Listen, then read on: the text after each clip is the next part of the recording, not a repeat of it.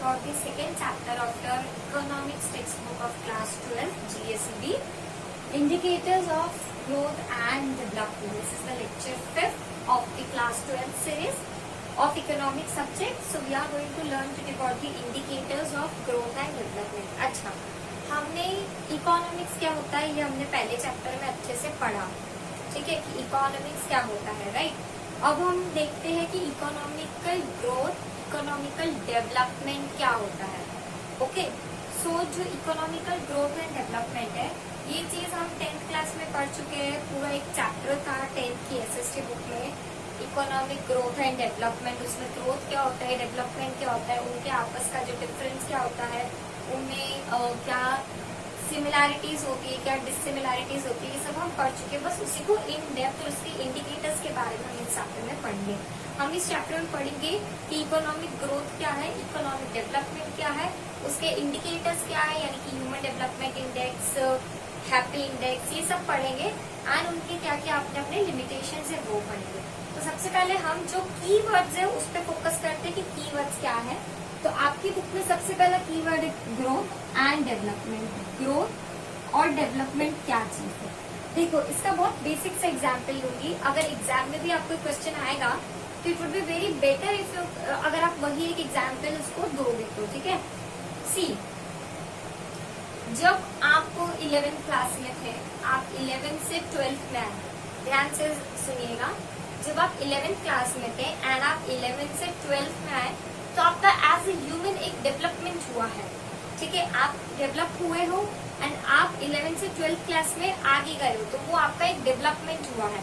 पर अगर आपके 12th में ही फर्स्ट एग्जाम में आपके 67% थे, सेकेंड एग्जाम में 76% आ गए, तो वो एक प्रोग्रेस हुआ है। यानी कि जो प्रोग्रेस होती है, जो ग्रोथ होती है, growth is equivalent to progress. Growth और प्रोग्रेस आपस में सिनोनिम है, समानार्थी शब्द होते हैं प्रोग्रेस एंड ग्रोथ।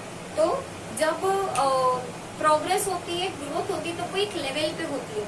आप 12th क्लास में आपने फर्स्ट एग्जाम में 76% अर्न किए, सेकेंड में उससे ज्यादा किए, थर्ड में उससे भी ज्यादा किए, तो आपकी ग्रोथ हुई, आपका एक प्रोग्रेस हुआ है। और डेवलपमेंट मतलब आप 11th से जब 12th में आया तो आपका एक डेवलपमेंट हुआ है, ठीक है। तो डेवलपमेंट अलग अलग लेवल्स पे होते हैं, mental level, physical level, emotional level, ये सब डेवलपमेंट का हिस्सा है।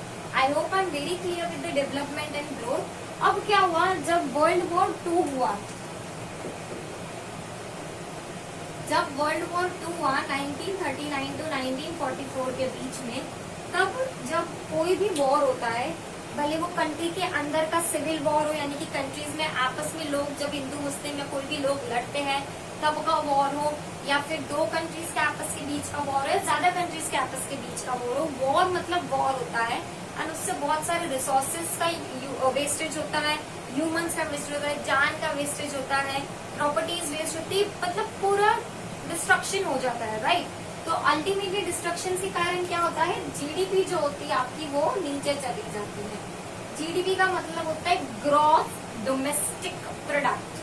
GDP means gross domestic product, all the goods and services which are produced in a country in a financial year। सारे goods and services, the final goods and services, जो भी final goods and services होते हैं जो एक country में produce किया जाता है सिर्फ एक फाइनेंशियल या अकाउंटिंग ईयर में, उसको हम जीडीपी बोलते हैं। तो वॉर के कारण जो है वो जीडीपी घट जाती है, जीडीपी रिड्यूस हो जाती है। एंड वर्ल्ड वॉर 2 के बाद सारी ही कंट्रीज की जीडीपी जो थी वो एकदम से गिर गई थी। तो जितनी भी कंट्रीज है दुनिया में, दे वर ट्राइंग कि हमारी जीडीपी कैसे कैसे ऊपर आई जाए, क्योंकि अल्टीमेटली हर एक कंट्री में क्या हो गया था, अनएम्प्लॉयमेंट आ गया था, अनएम्प्लॉयमेंट आ गया था, पॉवर्टी आ गई थी, ठीक है, हंगर हो गया था, राइट्स हो गए थे। हमारी कंट्री में भी वर्ल्ड वॉर के बाद, वर्ल्ड वॉर 2 के बाद पार्टीशन हुआ, ठीक है। हमारी जो आर्म फोर्सेस थी, ब्रिटिश आर्म फोर्सेस जो थी, मतलब जो इंडियन आर्मी थी जो ब्रिटिशर्स के अंडर में थी, तो उनके मतलब they were sent to Britain, Germany to fight, ठीक है। तो अल्टीमेटली उनकी बहुत नुकसान हुआ, तो अनएम्प्लॉयमेंट रेज हो जाती है एंड अल्टीमेटली क्या होता है, पॉवर्टी इंक्रीज हो जाती है। पैसा नहीं है तो खाएगा इंसान कैसे, गरीब तो ऐसे ही हो गया, राइट। तो तो हर एक कंट्री क्या करती है, डेवलपिंग कंट्री हो या डेवलप कंट्री हो, दोनों कंट्रीज का मेन फोकस होता है कि हमारी कंट्री की जीडीपी को ऊपर लाना, ठीक है। एंड जीडीपी ऊपर कैसे आई जा सकती, इन सारी चीजों को इरेडिकेट करके, इरेडिकेट करके मतलब हटा के। तो हम इस चैप्टर में यही सब पढ़ेंगे कि इन सारी चीजों को इरेडिकेट कैसे किया गया था, इन सारी चीजों को हटाया कैसे गया था, ठीक है। अब literal meaning of economic growth पढ़ेंगे। इकोनॉमिक ग्रोथ का मतलब होता है हर वो चीज जो कि एक लेवल पे ग्रोथ हो रही है एंड इन अपने अपने सेक्टर्स में ग्रो हो रही है, ठीक है।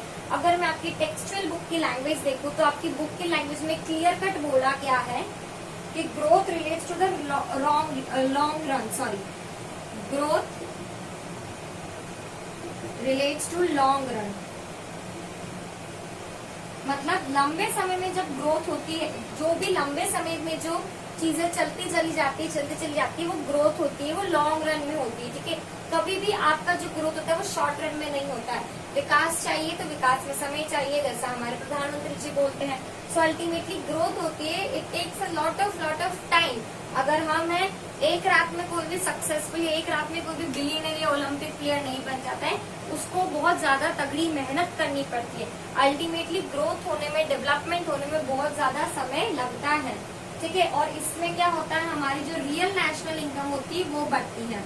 अगर हम पेशेंस रखें, हमारी ग्रोथ हो, तो हमारी जो रियल नेशनल इनकम है वो कहीं ना कहीं इंक्रीज होती है।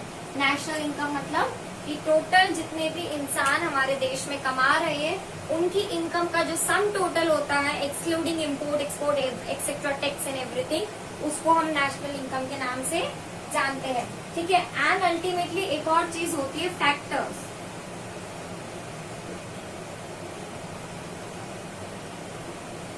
Factors of production. Factors of production कौन कौन से होते हैं, लैंड, लेबर, कैपिटल, एंटरप्रेन्योर। जब लैंड, लेबर, कैपिटल, एंटरप्रेन्योर या आपने बिजनेस स्टडीज में या कॉमर्स के सब्जेक्ट में पढ़ा है, तो जो फैक्टर्स ऑफ प्रोडक्शन को उनकी चीजें मिलती है, मतलब कि जितने भी लोग जो अपनी जमीन दे रहे हैं, अपने आप को लेबर दे रहे हैं, अपना बिजनेस दे रहे हैं, तो उनको जब उनकी पूरी चीजें मिलती है, इन रिटर्न मनी मिलता है, तो कहीं ना कहीं एक उनका इंडिविजुअल ग्रोथ होता है। ऑब्वियस सी बात है, अगर मैं आपको पढ़ा रही हूँ, इन रिटर्न मुझे पैसा मिल रहा है, तो I am getting my income.